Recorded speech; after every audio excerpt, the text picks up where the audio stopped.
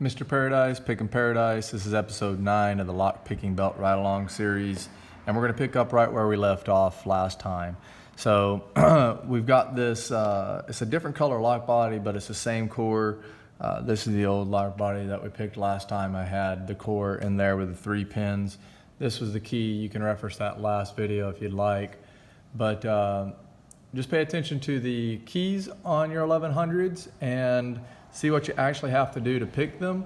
So if you see here, when we come in, we're gonna have to just barely lift on 1 to get that set, and then pin 2, barely. But then when we get over to pin 3, we're gonna have to kind of pick up our pick and get underneath 3. Then to get 4, we gotta just raise up, and then 5 is kind of high up there and we raise up. And then when we come back out, we've got to come back down. So we got to raise our pick up on the outside and just squeeze by that 3rd pin.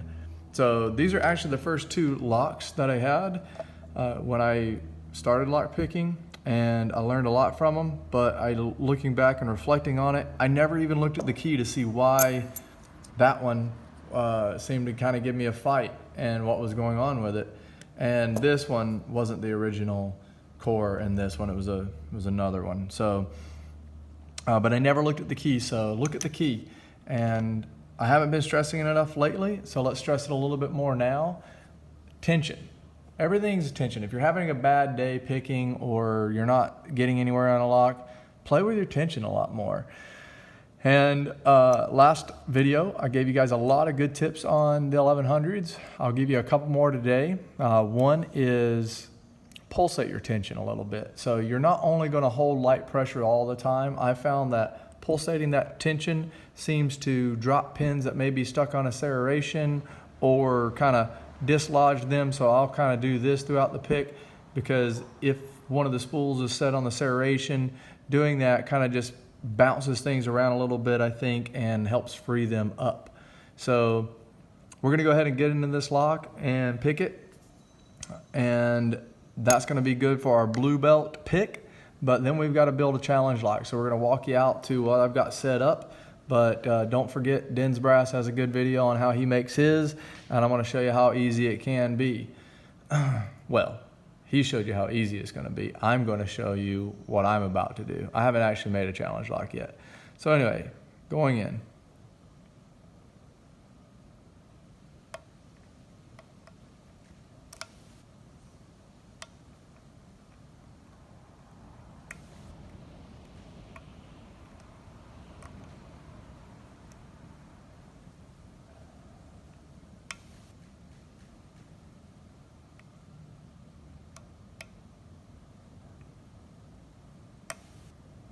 Got a nice false set there.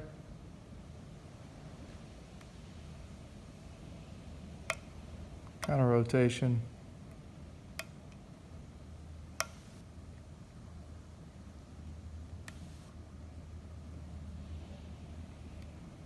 I feel like we got 1 pin left. Feel like that's it, and it's pin 4. Kind of rotation. I'm wrong, we got another one left.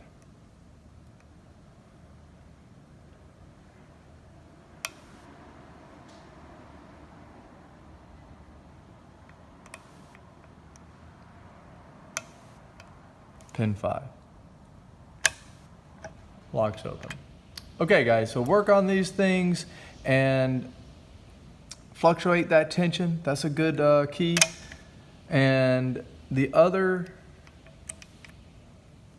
tip that I'm going to give you guys, or maybe even the last tip on the 1100s, is other than pulsating that tension, sometimes I will change up my my finger of what I hold on the lock. A lot of times I found it a lot better to use just the tip of my finger, and believe it or not, as weird as it almost seems, it really sometimes helps if I just kind of use the whole side of my edge like this. Not particularly on the 1100s, but on some other locks that are a little bit more sensitive. And another good key is if you're in here poking and prying off the bottom, then sometimes I found it a lot better to, instead of trying to pry the pins up, because sometimes, especially when we're newer, we pry too much and we think we got to apply too much tension. Actually, don't let the bottom of your pick touch the guard. Actually use your finger and try to just barely rub it. I'll rub and tap that pin a little bit. What that does is it doesn't deaden our feedback, so we can actually feel a little bit better. See a lot of pickers with their finger right up there, and they'll do this. That's because they're prying, and they're only using this a little bit, but they're bringing it up off of that so they can get maximum feedback. So play with these locks, progressively pin them, do what you gotta do to get them open. Little note here, after this series is done, I think we're gonna do one more video, and that's gonna be it. The goal here was to help beginners get up to the blue belt level, but right now a lot of this is on you guys. You've got to make the investment of buying whatever it is you want to buy to get the job done. You don't have to buy anything. You can try to make things, but when it comes to making challenge locks, unless there's something out there that you can make them without a Dremel, then whatever. But I think the Dremel is the key there. So I'm just kind of going to dive into this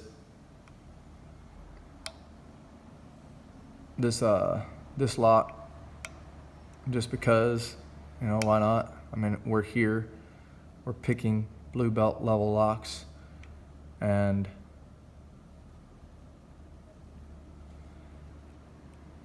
I'd like to pick this one open.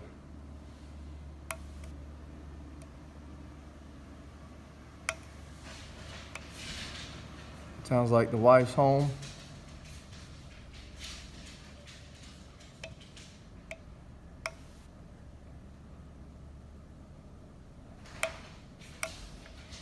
Okay, so we got that one open. Okay, so that was the key bitting on that. As you can see, we didn't even have to raise up too much. Again, pay attention to the keys. A lot of these are almost right there where they need to be. I was there, that's the only really low one, and that's really only the high one right there. So you hear my pups make a sound, that's fine. We're actually gonna take the vise and go out to my little work area. I haven't actually done much work over there, but we're gonna see if we can't make this happen and take you guys along with the journey. You can kind of see what I'm working on over here. I've got the Gen 3 Medeco, some Chicago Duos, and the big boy there. Probably not gonna get that for a while. Gotta make some tools for it. Enjoy the view there as we're going out to the workroom. So yeah, this vise setup, if anybody's interested in it, it's a Panavise Junior, and I think the whole setup's $65 on Amazon. So I would recommend one of those. You're gonna see how I'm gonna use it for making the challenge lock as well. Okay, so challenge lock, let's see here. So I've got a whole bunch of stuff laid out here that I think we can use, but we don't really need all this other stuff here. And sorry about the camera. We don't really need all this stuff. I think I've laid out exactly what we kind of need, which is right here. We're gonna need a Dremel. I also got one up here. That whole setup there, that's what I'm gonna be using. But you're gonna need a Dremel. You're gonna need this chuck. That's the Collet Nut Kit. Collet Nut Kit. You're gonna need this like hacksaw blade. I just got some of these and messed out of there. 4-piece 6-inch junior hacksaw blades. And I got an X-Acto knife. I think that's gonna be good for making some serrations. And you're gonna need some sandpaper. So I'll show you guys how I'm gonna set this up and what I suggest for you guys. Let me see if I can't, just bear with this camera bouncing around for a little bit. So sorry, bad angles there. And okay, now this is going to be pretty bad videoing, but this is my style. Okay, my style is ad lib and just do it as we go, and not much preparation.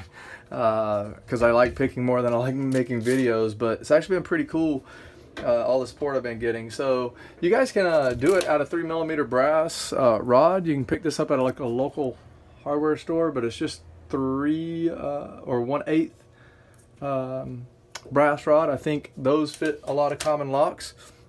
But Den's Brass actually has a good video on all this, and he actually just takes the key and he takes the pins out of the locks and he pins that up, and then he just takes and modifies those pins. So if you get a whole bunch of like KIK, the key and knob cylinders, then you can take these out and apart and you can steal the pins from them, swap them around, and practice with those guys. That's a good way of doing it. And you're either going to need a KIK, or you're going to need a Euro style cylinder, or you're going to need a mortise. Okay, so you can get some of those and do that. But I'm going to show you how I'm going to use the vise here to do my first challenge lock. So I'm going to use the vise to hold my Dremel. I'm just going to get my Dremel and wrong side. And I'm going to just pry it right in there. Right about there is where I want it. Just crank this bad boy down.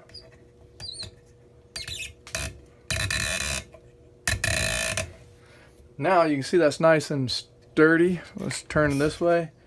This is nice and sturdy.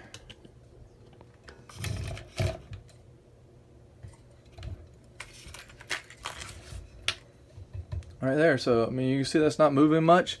And then if you watch Den's Brass, he literally uses a little collet nut like this. He sticks the tip just in there of the pin, and then he just takes a file and he sits up here and he just zip, zip, zip, zip, zip, zip, zip, and there's nothing to it. So get you a hacksaw blade, get you a Dremel and a collet nut kit. Save up for all that. I think you could probably get into making a challenge lock for probably somewhere around $80 to $100, and then you're all set up for it. So thanks guys for watching, and hopefully this is helping everyone. Again, I've had a huge support and a lot of views, and I really appreciate it. My subscriptions or whatever there are on the YouTube channel has more than doubled, and got a lot of views. So watch these videos, see what helps you, comment for me, and let me know what you guys want to see. I think the next video is going to be I think it's going to be me working a little bit on making this challenge lock and going through that. I'll get it all set up, and then I'll start making a little bit, and then that's it. So one more episode, and here's a little keynote. I think I may have mentioned it earlier, I'm not sure, but all the locks that I've had in the lock picking belt ride along series, I'm actually just going to give away. I'm not sure how to give those away, or how to make you guys, like, you know, submit something or actually send me a piece of snail mail or what, but I got some ideas, and I'm going to give these locks away and send them out into the world for you guys to have fun, and that's it. So please comment, let me know what you guys want to see and what's helping you guys the most, and keep picking.